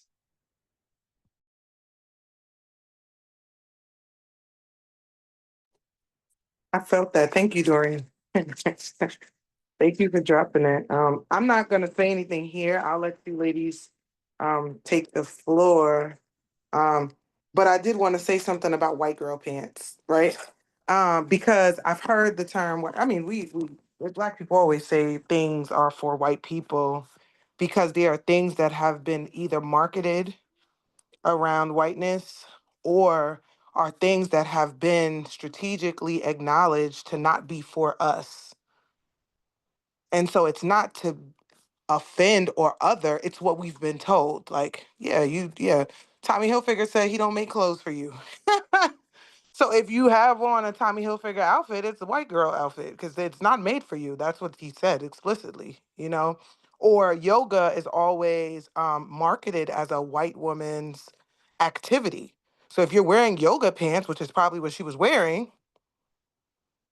it would be white girl pants because it's not a black girl, it's not marketed as a black girl activity or clothing. If you go to Lululemon just pushed a black woman out of their store, had the police come and search her like a dog after she spent $600 in the store and accused her of stealing. Like, yeah, that's what happens in those spaces that inform those type of that type of language. You know, it's never from an oppressive place because really we don't have the power to do that. So if folks are watching who are confused about white girl pants, that's what that means. And I pass. And DeMarisa, I did just want to comment that that might be the most offensive term you've ever said in front of me, and I don't know how to handle it. So, I'm sorry, Yeah. Dorian. I'll check it and make sure you're okay later. and white people don't make it a habit to do jokes like that, but you can make jokes that you're not sure if they're gonna land because it's about being safe with humans. I will be really quick and just say self-awareness and ways to cultivate self-awareness before coming to any kind of conversation or any kind of community event of any kind. Knowing how to read your own body signals when you're getting supercharged, super triggered, and how to breathe and how to also kind of um, uh, engage in self-inquiry, curiosity about why you might be having some sort of visceral response to things. And I know that's something that not everybody has the tools, or it's not a go-to for everyone to kind of like practice this kind of deep listening to one's body. Um, but I think that's really important to listening to your body about um, what your body is telling you about your own triggers, but also like listen to your body when it comes to who you're around and trusting your your instincts too. I think that's also another thing that, especially if you're organizing, that's maybe something to pay more attention to. And I know not everybody has signals that are working in a way that can be accurate because of perhaps trauma that might have overwritten like the natural like warning signals that your body might give you. But I think that we need to attune to our bodies a lot more in a more conscious way, listen more attentively when we're engaging in conversation and community, especially when it comes to topics that are going to trigger people. I feel like that should be a whole conversation. I'm sure there are questions people have about what I just said, but this is a closing commentary. So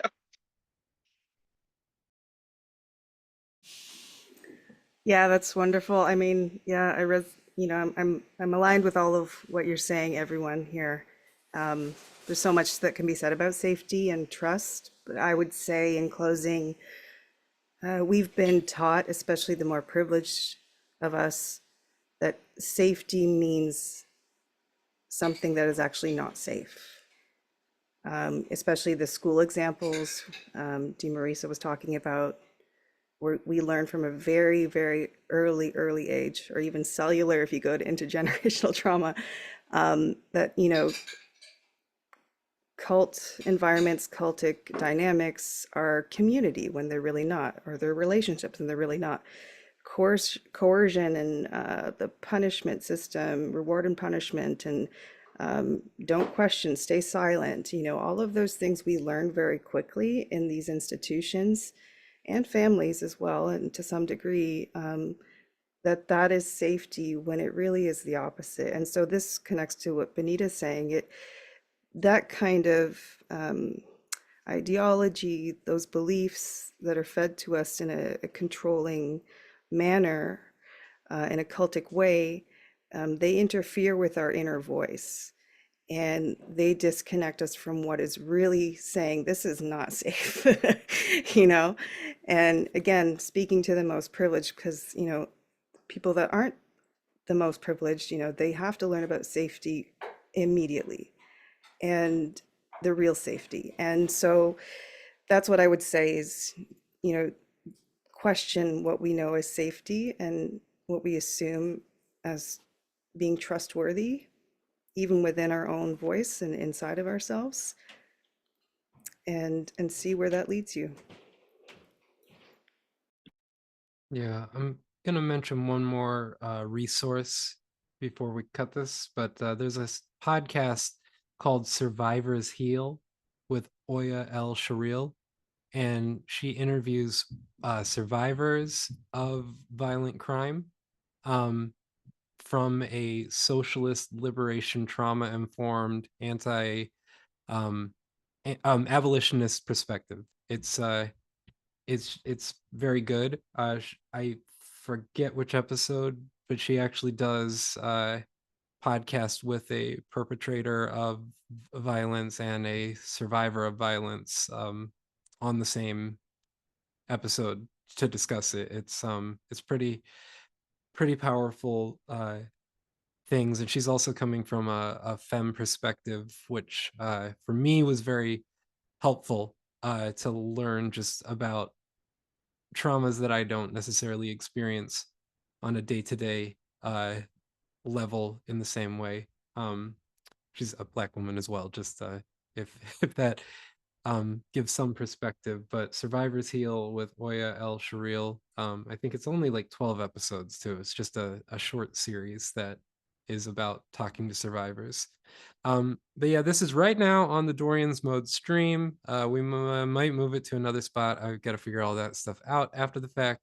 But I enjoyed this conversation. I actually we're calling it right now, This Machine Kills Fascists. We're in a very, very complicated situation right now. I see DeMarisa has her hand up. Okay, I took my hand down. I just wanted to say one last thing too. Uh, People fail to realize that the personal is political and the political is personal. And so, to folks who are leading efforts in this field or leaders in this work, you can't acknowledge yourself as someone who wants to pick up this fight and support marginalized people and then go home and engage in the very same oppressive behaviors. And I think that that's whenever I've had conflict with folks, especially white folks, it's the in the divide, right? It's when their spirit is like warring because they like me, but they can't like me in their real life. And like how to lean through that uncomfortability. And, Dorian and I, we bring up many of the, funny moments, but Dorian and I have also had to have real conversation. I had to tell Dorian once, like, I don't really trust white women. And he had to figure out how he felt about that. I always left the floor open for him to ask me real questions about why I felt that way. And Dorian still brings me around his wife. Because that's it. Like, you have to understand why I'm saying that, where I'm coming from with it. We can talk through the harms, and people are afraid of dialogue, not because they don't want to come to any type of understanding, but because after you have the dialogue, you have a responsibility to change. you have a responsibility to do something different. And that may mean going home to your family and being like, yeah, we can't talk about that anymore.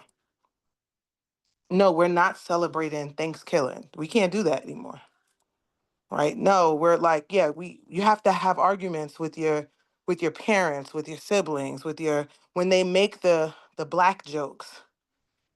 You know, you have to be willing to educate, you know, and I think some people are just not ready to do that work. And I get it, it's hard stuff, you know.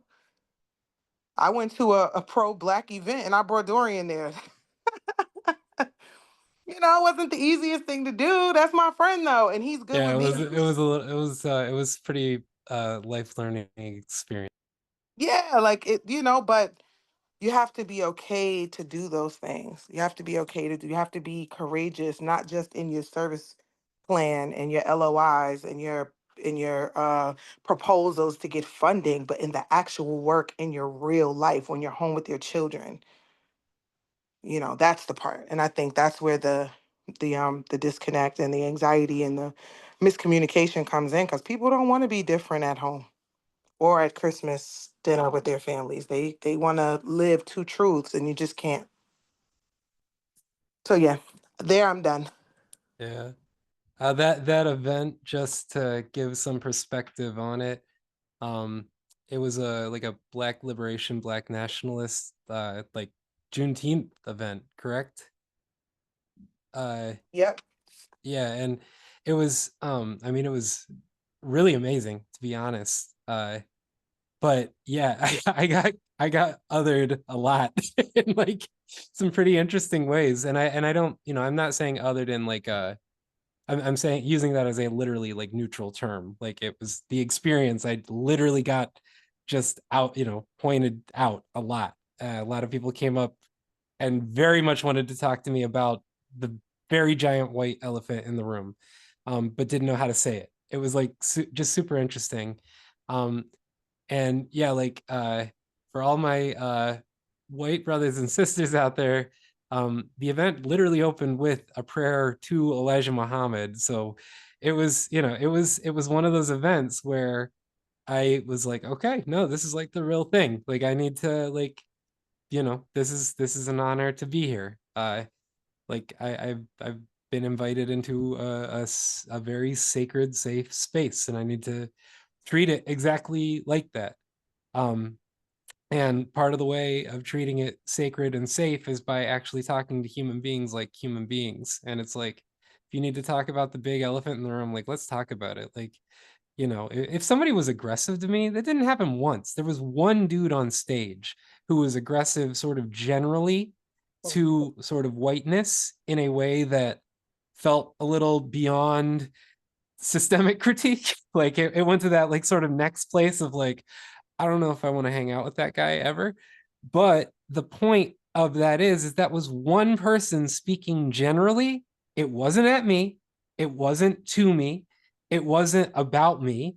Hadn't, like even the most uncomfortable thing was still just kind of a general systemic critique that was a little more violent than I would have liked to have heard, which is okay. I hear violent shit every fucking day.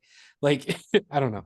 But anyways, And we was talking about the educational system. So he is the founder of an all black yeah, homeschooling network. yeah. And so he was basically just saying, like, yeah, this education is in the interest of black children only. Yeah, the literally, and this is the offensive thing, and I'm saying offensive as again as a neutral term where like I felt sort of the jolt, but basically he said, I don't care if it's like, your white girlfriend's daughter, like that I don't want him in my school. And he just said it like that, and I sort of had like a response internally. But again, there's a much deeper dialogue than just the words that were being said. It wasn't like he literally wasn't saying fuck you white person, I hate your guts, Dorian Wallace. Like it was like it was a much larger topic that like, and this is sorry, I know we keep saying this is the end, but like for real, white people, like how often do you accidentally say something horrific and violent to a person of color All and the it just time. goes past? Like you just say something casual of just like, well, you know, having higher intelligence. These are things my father has actually said, like in front of me, and it's just like it's absolutely disgusting, like the shit that just comes out casually. So it's like if there's an entire world that has to stomach those kinds of comments, or you know, I don't agree with it, but bombing Japan twice really was the thing we had to do to end the war, which is nonsense. It's a nonsense statement. Nobody agreed. None of the military generals wanted to do this, by the way. It was literally Truman wanted to make a point to the USSR about how powerful they were. And like this is something that has to get pointed out. From my perspective, the worst, most dangerous people that we were fighting in World War II were the Nazis, the white nationalist movement that was trying to literally take over the world. And yet, when we dropped the two largest, most powerful bombs in world history, we dropped them on the people of color and justify it. So if people can deal with that, I think that you know, you can deal with somebody saying, I don't want your white kid to go to my school, like my homeschool network. Like you can handle it. It's, you know, it's fine. Anyways, we're calling this this machine kills fascists, and it's Thank about conversations specifically about this. And you know, we'll have a chat, figure out what goes on next. But thank you. Bye. thank you so much.